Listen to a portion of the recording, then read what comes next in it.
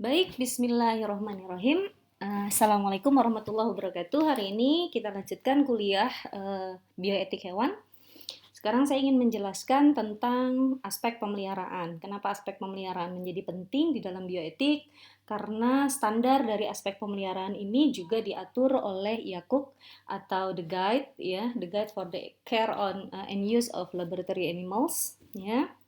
Jadi penting untuk Anda ketahui bersama jika Anda nantinya akan menggunakan hewan sebagai objek dari riset atau penelitian Anda. Uh, ini dasarnya ya yang menjadikan standar baku dari pemeliharaan hewan yang akan digunakan di skala laboratorium, baik itu untuk pendidikan ataupun untuk penelitian. Isi dari The Guide ini adalah konsep dari yang kemarin sudah kita bicarakan, ada 3 R's, ada 5 Freedom, kemudian Animal Care and Use Program. Kemudian di sini juga dijelaskan bagaimana lingkungan dan pengandangan ya serta manajemen kandang yang baik dan benar atau terstandar secara internasional. Kemudian veterinary care ya, jadi mencakup kesehatan hewan serta physical plan. Physical plan itu rumah atau kandang hewan yang digunakan oleh hewan pada saat Anda riset menggunakan hewan. Adapun cakupan dari fasilitas hewan yang kita bicarakan di sini adalah mencakup ruangan, ya, kandang, kendaraan, transportasi, fasilitas satelit di mana hewan itu dikandangkan, ya, atau rumah hewannya. Kemudian juga lingkungan di sekitar tempat pengandangan hewan saat penelitian itu dilakukan. Itu juga diatur oleh The Guide. Jangan sampai kita punya kandang hewan tikus yang seharusnya dia nokturnal aktifnya, siang itu diurnal, siang itu dia pasif, tapi kandang hewannya ada di pinggir rel kereta api di mana pada saat siang itu sangat crowded sekali. Nah, itu sangat tidak sesuai dengan apa yang dicantumkan di dalam The Guide. Kemudian juga mencakup area atau fasilitas pendukung seperti rak cuci kandang, ruang bedah yang bersifat aseptis, dan ruang untuk treatment. Nah, ini kalau bisa ada ruangannya, idealnya seperti itu. Dan referensi adalah Pedoman Nasional Etik Penelitian Kesehatan dari Komisi Nasional Etik Penelitian Kesehatan Departemen Kesehatan tahun 2000. Baik, tadi sudah disampaikan bahwa ketika kita menggunakan hewan sebagai objek, kita memelihara hewan sebagai objek dari riset, maka tidak hanya harus diperhatikan hewannya, tetapi juga lingkungan. Nah, lingkungan hewan itu pada kaidah etik dibagi menjadi 2 kategori. Ada lingkungan mikro dan ada lingkungan makro. Apa itu lingkungan makro dan mikro? Nanti saya akan jelaskan. Kemudian juga harus diperhatikan suhu dan kelembapan. Ya, kenapa? Karena setiap spesies itu memiliki standar kenyamanan suhu dan kelembapan yang berbeda-beda. Ya, sama dengan kita. Kita yang beriklim tropis terbiasa berada pada lingkungan suhu yang di angka 25 sampai dengan 32 derajat atau bahkan mungkin sekarang agak lebih panas 37 derajat. Tapi orang-orang yang berada di kita tidak terbiasa hidup di daerah yang minus atau bahkan minus derajat Celcius atau 0 derajat Celcius gitu ya. Jadi suhu dan kelembapan pada setiap spesies hewan itu akan berbeda-beda. Kemudian ventilasi dan kualitas udara. Kemudian penerangan. Ada hewan nokturnal, ada hewan diurnal, maka penerangan harus mengikuti. Ya, jadi jangan sampai untuk hewan-hewan roden di mana dia aktifnya malam hari dan harus dalam keadaan gelap malah kamu beri lampu. Ya, dikasih penerangan pada malam hari. Ya, itu akan menyalahi standar fisiologi dari hewan itu sendiri. Kemudian kebisingan dan getaran. Frekuensi pendengaran pada setiap jenis hewan itu juga berbeda-beda. Ada hewan yang ultrasonik, ada hewan infrasonik, ya, sehingga kebisingan dan getaran juga harus disesuaikan, sesuaikan dengan speed hewannya. Oke, tadi disinggung bahwa ada dua jenis lingkungan. Ada lingkungan makro dan lingkungan mikro ya. Lingkungan mikro atau kita sebut sebagai atau diistilahkan oleh The Guide itu adalah enclosure primer, itu adalah kandang. Kandang di sini adalah kandang hewannya. Jadi kandang di sini adalah bukan kandang besar, tetapi kandang yang berhubungan atau bersentuhan langsung dengan kulit hewan. Itu enclosure. Itu yang disebut dengan lingkungan mikro. Lantainya, lantai kandang, kawat kandang, kemudian tempat makan, tempat minum itu adalah barang-barang yang terdapat di dalam lingkungan enclosure yang primer, ya, yang berhubungan dan bersentuhan langsung dengan tubuh hewan. Sementara lingkungan makro itu adalah ruangan, ruangan di mana tempat kandang itu berada. Ya, seperti misalnya kalau kita punya animal house. Kalau kandang yang saya gunakan ya baki-baki abu itu ditutup oleh kawat, nah itu adalah enclosure primer. Lingkungan makro itu adalah animal house-nya, ruangannya, ya. Atau habitat outdoor, kalau misalnya dia kandangnya sapi, maka lingkungan outdoornya seperti lapangan rumput untuk tempat dia grazing ataupun tempat pemerahan dan yang lain-lain. Baik, gambar dari lingkungan mikro dari hewan. Ya, ini gambar yang paling kiri, ini adalah kelinci. Ini gambar uh,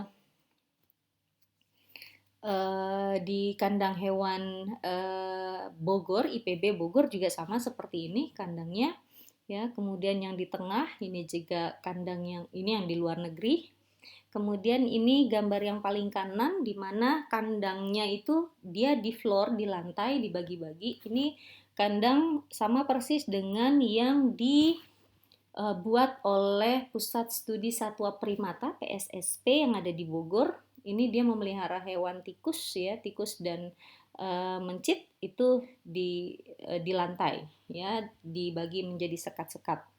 Sehingga secara etik social behavior ya dan untuk mengekspresikan natural behaviornya tetap bisa terjaga dengan baik ya. Oke. Ini ada lingkungan makro ya, ruangan di mana tempat kandang-kandang itu berada. Ya. Yang paling atas ini sama persis dengan desainnya, ini kurang lebih sama dengan kandang hewan yang ada di Badan POM Jakarta, di lab kandang hewan di Badan POM Jakarta Percetakan Negara.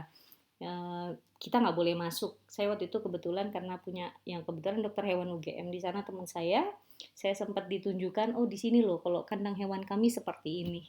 Itu ada sekitar 3.000 ekor yang dikandangkan di lab hewan di Jalan Percetakan Negara milik Badan POM. Ya, saya beberapa kali order ke sana. Kemudian yang di bawah ini adalah ruang pemeriksaan. Jadi ini adalah kandangnya yang ditaruh di atas meja, dilakukan pemeriksaan ya untuk kebutuhan sesuai dengan riset yang dilakukan. Ini adalah tabel yang terdapat di buku The Guide. Anda bisa baca sendiri, nanti kalau misalnya ingin bukunya saya bisa share PDF-nya. Nah, ini ada standar yang diatur oleh The Guide di mana mencit misalnya ya, kalau misalnya dikelompokkan berdasarkan berat badan. Kalau berat badannya kurang dari 10, maka kebutuhan areanya dia 6 cm persegi ya, 6 cm persegi atau iya benar, 6 cm persegi per ekor. Jadi kalau kamu mau mengandangkan 10 ekor dalam satu kandang, maka kurang lebih 6 kali 10, 6 cm kali 10 atau 60 cm persegi per ekor. Itu kalau yang berat badannya 10, itu masih infant ya, baru lahir. Sementara kalau yang sudah dewasa di atas 25 gram, itu kebutuhannya adalah sekitar 15 ya, lebih besar dari 15 cm persegi. Nah, 15. Artinya kalau kamu mengandangkan 6 ekor, maka tinggal 15 kali 6 ekor ya. Itu sekitar 90 cm persegi atau 1 meter persegi gitu ya. Seperti itu. Nah, ini Anda bisa baca sendiri standar kebutuhan ruang bagi setiap spesies hewan yang biasa digunakan di dalam riset. Dan ini ada kategori Di sini ada keterangannya ya bahwa kebutuhan dari setiap hewan juga akan disesuaikan. Nah, kalau pada tabel ini adalah kebutuhan minimum yang dibutuhkan untuk anjing, kucing, dan kelinci. Oke, nah sekarang yang punya peliharaan anjing, kucing sudah mulai bisa nih melakukan penyesuaian sesuai dengan standar.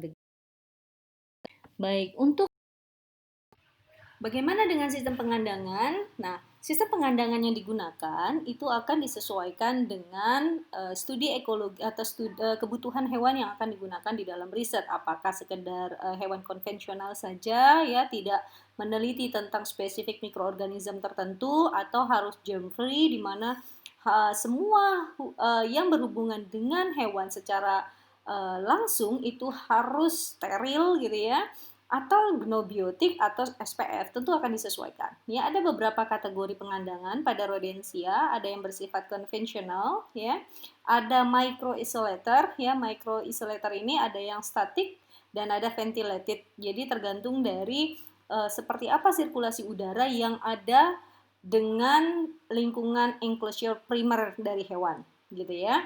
Atau isolator housing, jadi kandang hewannya, sirkulasi udaranya yang terisolasi dengan baik, sirkulasi udaranya one way one out, jadi satu sirkulasi udara masuk langsung udara keluar gitu ya, tapi sistemnya di secondary enclosure gitu.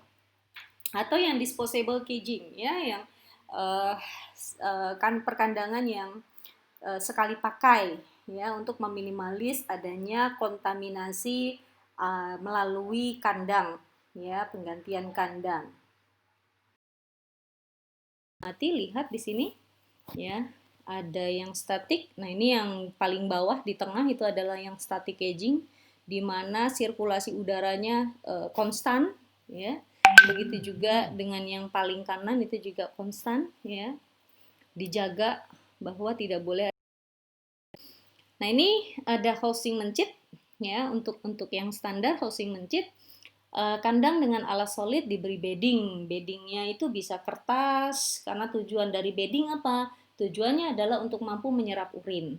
Ya, sehingga apa? Urin kita tahu mengandung amoniak. Ketika hewan itu urinasi, amoniak yang tidak terserap dengan baik ya pada lantai itu akan mentoksikasi. Itu akan terjadi amoniak intoksikasi, bahasa kliniknya ya untuk hewan riset. Keracunan amoniak dari urin, dan itu baunya luar biasa. Kalau Anda pernah ke LIPI atau akan ke LIPI ke depannya, coba sekali-kali main di kandang hewannya LIPI, itu dalam radius 500 meter itu udah kecium bau kandang tikus. Kenapa? Karena dia beddingnya terbuat dari gabah.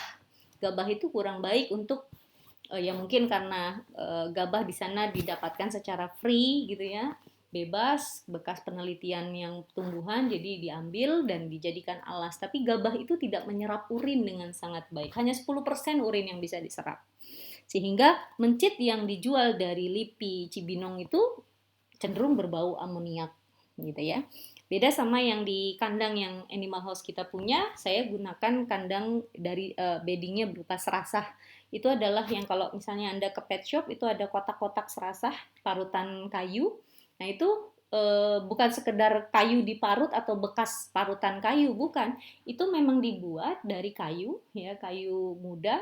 Kemudian setelah diserut halus dengan tingkat kehalusan yang tidak melukai jari dari si tikus atau mencit itu, kemudian disterilisasi, di autoclave.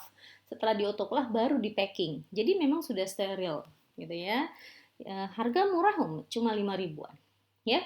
Wire flooring tidak disarankan ya, karena tadi bisa melukai ya, melukai kaki dari mencit dan tikus karena dia padnya tidak terlalu tebal, beda dengan hewan-hewan lain ya. Kemudian karena mencit dan tikus adalah social animal, maka sebisa mungkin tidak disarankan untuk dipelihara secara individu, gitu loh ya. Dulu saya penelitiannya domba, kambing. Ya, penelitiannya, pengambilan datanya adalah per individu, urinnya ditampung individu, fesesnya ditampung individu. Tapi kan domba Dan kambing ini adalah hewan sosial, maka kandangnya hanya disekat saja per individu, tapi disekat dengan kayu. Mereka masih bisa kepalanya berkomunikasi dengan temannya gitu. Jadi untuk tetap mempertahankan perilaku sosialnya untuk bisa tetap terjaga. Nah, mencit relatif lebih sering berkelahi dibandingkan tikus, terutama pada jantan dewasa. Jadi kita mengantisipasi supaya misalnya dalam kelompok perlakuan, satu kelompok kita perlu ulangannya 20. Nah, kalau 20 dimasukkan semua dalam satu kandang, itu kan dia bisa meningkatkan kanibalisme dan agresivitas. Nah, oleh karena itu baiknya kita pisahkan 5. Jadi satu kelompok perlakuan dibuat jadi 4 kandang gitu ya. Jadi menyesuaikan. Kemudian siklus penerangan 12 terang dan 12 gelap. Jadi kalau sudah siang, sinar matahari masuk, atau kalau tidak masuk kita kasih lampu, dan malam memang harus gelap gitu ya. Jangan dikasih lampu. Kelinci. Nah, sama dengan kurang lebih masih sama dengan mencit ya. Kandang diberi alas solid, diberi bedding, kandang kuat, karena kelinci itu khasnya adalah dia suka menggigit kandang. Jadi jangan sampai diberi kandang yang kayu yang dia biasa kerat gitu. Lama-lama habis kandangnya. Ya. Jadi beri kandangnya harus kuat, besi ataupun apa pralon ya yang kuat gitu. Hewan dewasa cenderung bersifat teritori dan resiko berkelahi jika dikandangkan secara bersama-sama. Jadi dia akan cenderung untuk dikandangkan individual. Bisa dikandangkan berkelompok jika usianya kurang dari 3 bulan. Ya, kalau kita kelompokkan pada saat usia kelincinya masih 2 bulan, biasanya dia akan solid. Sampai riset itu selesai dia akan stabil. Tapi kalau kamu beli mau penelitian kelinci usianya sudah di atas 5 bulan, itu susah banget. 3 ekor kamu masukkan berantem. Akhirnya kelincinya ada yang luka, ada yang sakit dan segala macam. Ya, jadi harus disesuaikan. Kalau bisa dipelihara dari kecil, umur masih di bawah 3 bulan. Siklus cahaya kurang lebih sama dengan mencit ya. Ada beberapa buku yang menyatakan 8-10, ada yang 8-10 untuk terangnya, 12 sampai 14 jam 8 sampai 10 untuk terang. Untuk jantan lebih sedikit terangnya dibandingkan gelapnya, sementara betina sebaliknya. Nah, ini suhu dan kelembapan saya ambil dari The Guide. Di The Guide semua sudah ada ini tabel-tabelnya. Kita lihat ya bahwa pada mouse, rat, hamster, gerbil, guinea pig itu suhunya relatif lebih tinggi dibandingkan kelinci. Makanya kelinci jarang dibudidaya di Jakarta karena panas. Kelinci banyaknya di Lembang, Bandung, daerah Puncak, Bogor. Bogor aja sudah mulai panas ya. Mereka ngambil dari Puncak atau dari Cianjur. Penerangan tadi disesuaikan. Untuk beberapa jenis tikus albino contohnya itu sangat fototoksik, retinopati, jadi dia sangat sensitif terhadap cahaya, maka tidak boleh terlalu terang. Bahkan kalau perlu tidak ditaruh di dalam ruangan atau lingkungan makro yang sangat terang gitu ya, atau cukup sinar matahari. Kalau bisa malah ditutup akses penerangannya supaya tidak mengganggu sistem fisiologi tubuh. Nah, kebisingan dan getaran ya. Kebisingan dan getaran ini kalau bisa di atas, jangan sampai di atas 80. Saran saya tidak di atas 80. Anda cek deh 80 gimana ya speaker ya. Karena bisa merusak pendengaran ya. Beberapa kasus mencit yang dipelihara pada lingkungan yang cukup ramai itu menunjukkan gejala eosinopenia, artinya eosinofilnya tinggi di dalam darah. Bukan karena perlakuan, bukan karena treatment, tetapi justru karena lingkungan. Kenapa? Mahasiswa risetnya yang di dalam kandang nyetel lagunya rock juga sekalian ya, kencang-kencang sambil nyanyi-nyanyi, akhirnya mencitnya bising. 4 jam, 5 jam dia di dalam kandang gitu ya, sambil riset, sambil nyanyi-nyanyi, selama 2 bulan berturut-turut terjadi peningkatan jumlah eosinofil di dalam darah. Wah, itu kan berarti menjadi hasil yang false ya. Hasilnya tidak valid. Enrichment ya, enrichment itu adalah pengayaan. Kita tahu bahwa ada bangsa roden itu dia butuh grounding, dia butuh mengerat, dia butuh masuk ke gorong-gorong.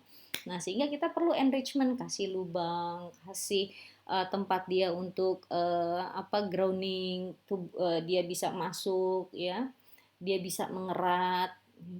Itu adalah bentuk enrichment supaya apa? Five freedom-nya tetap terjaga selama proses pemeliharaan. Five freedom tetap harus dijaga, express, natural, behavior-nya tetap terjaga. Perawatan hewan. Nah, perawatan hewan itu mencakup tadi pakan. Pertama pakan disesuaikan tentunya ya. Kalau mencit jangan sampai dikasih pakannya kayak dedak ayam. Mencit nggak bisa megang karena cara dia makan megang makanan. Jadi jangan dikasih pur ayam, nggak bisa kepegang ya. Gitu. Pakan disesuaikan baik dari ukuran, kemudian bentuk pakan, nutrisi, kandungan nutrisinya ya disesuaikan dengan kebutuhan dari hewan pada setiap fase. Kemudian air minum juga pada air tanah atau air ledeng yang tingkat kesadarannya cukup tinggi disarankan untuk diendapkan dulu 1 malam ya di kandang hewan saya di kampus B itu air minum kita tampung taruh di bak diamkan semalam baru kita ambil. Jadi tiap hari menampung air untuk menyediakan minum bagi hewan di kandang yang lagi kita gunakan untuk riset. Alas kandang tadi sudah saya jabarkan dengan jelas. Kemudian sanitasi, ya sanitasi, biosecurity dan biosafety harus dijaga ya. Tidak hanya lalu lintas dari mikroba patogen yang harus kita perhatikan, tetapi juga keselamatan dan kesehatan dari para peneliti ya agar tidak terkontaminasi dari mikroba bawaan dari hewan gitu ya. Kemudian limbah pembuangan sampah. Nah, ini juga menjadi masalah untuk di UNJ.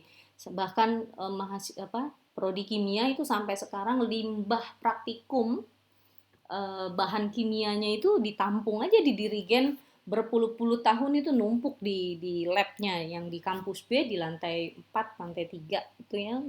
Karena nggak punya kita lokasi atau tempat untuk membuang limbah. Ini hati-hati nih. Mungkin kalau biologi nggak terlalu banyak. Kalau pada hewan harusnya punya krematorium. Bagusnya kita cuma pakai mencit ya. Kalau di IPB kita punya krematoriumnya tersendiri. Jadi habis bedah domba, kambing, kuda dipakai selama 1 semester, itu kita bakar langsung di krematorium. Kemudian ada pengendalian hama ya. Ini K3 Lab Anda sudah lulus semua. Ya, pengendalian hama yaitu di luar dari hewan yang kita pelihara. Kalau misalnya kita pakai hewan yang mencit, hamanya ya dari tikus liar, ya jangan sampai masuk. Ya, bisa membuat stres dari mencit yang kita pelihara. Perawatan darurat dan di luar jam kerja ini makanya kalau punya kandang riset hewan ya harus ada dokter hewan yang paling paham bagaimana jika hewan tersebut sakit atau luka selama masa penelitian. Kalau tidak punya dokter hewan gimana? Ya harus dibawa ke dokter hewan. Kalau tidak, nanti menjadikan hasil riset atau data risetnya menjadi invalid. Kemudian pakan. Nah, pilih pakan yang disukai, tidak terkontaminasi, mengandung nutrisi yang cukup untuk jenis hewan. Lakukan analisis proksimat pakan. Ya. Penyimpanan pakan kurang dari 21 derajat, tidak menyentuh lantai, bebas hama, kelembapan, sinar dan oksigen harus cukup. Ya, hindari perubahan pakan secara mendadak. Nah, ini penting. Saya waktu kuliah S2, lagi riset S2, pakainya tikus Wistar waktu itu. Pakan tikusnya habis. Kemudian petugas kandang bilang, "Buatin, ini pakan tikusnya habis." Karena baru datang 2 hari lagi, sementara 2 hari pakai pakan ayam dulu ya.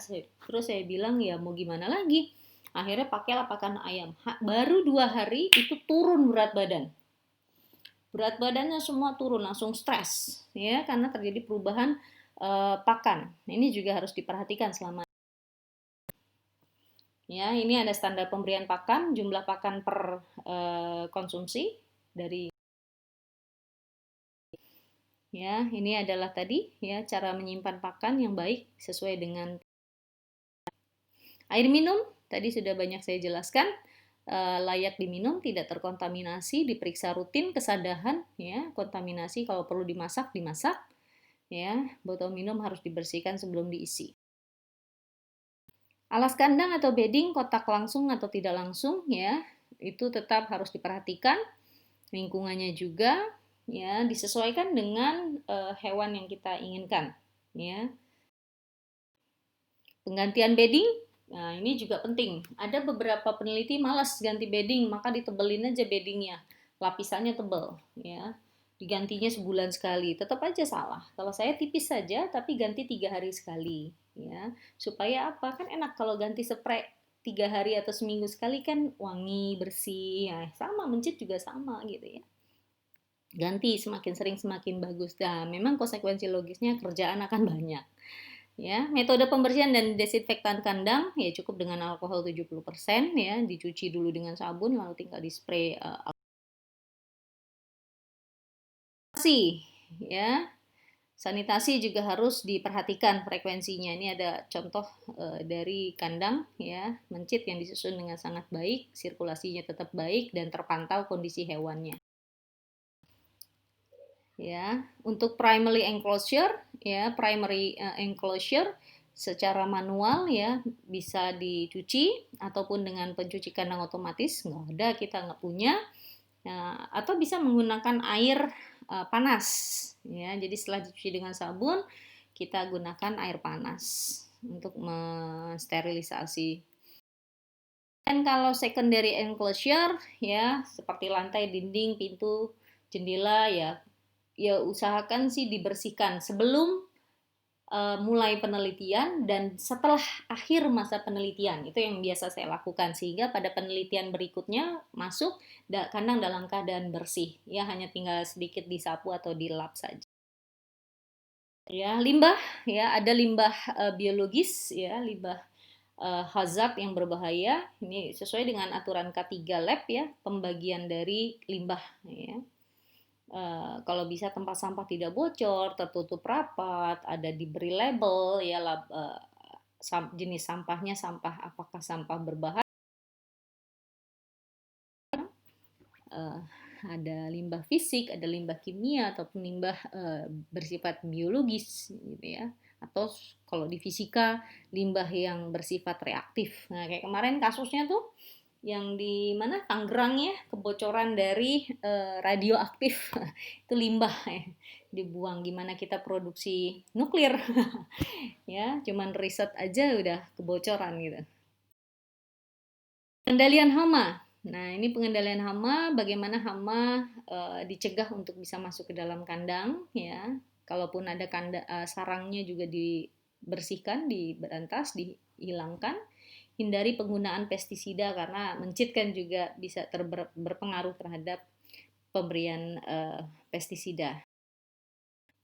Dalam kondisi darurat, pastikan bahwa yang bekerja di kandang adalah petugas yang qualified. Jangan sampai orang yang kerja di kandang, misalnya Anda penelitiannya anjing atau kucing, Anda nggak suka sama anjing atau kucing atau takut megang anjing dan kucing. Nah, itu kan repot.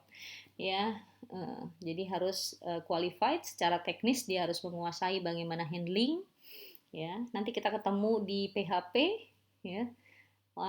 Untuk PHP semester ini kayaknya nggak ada praktek karena PJJ.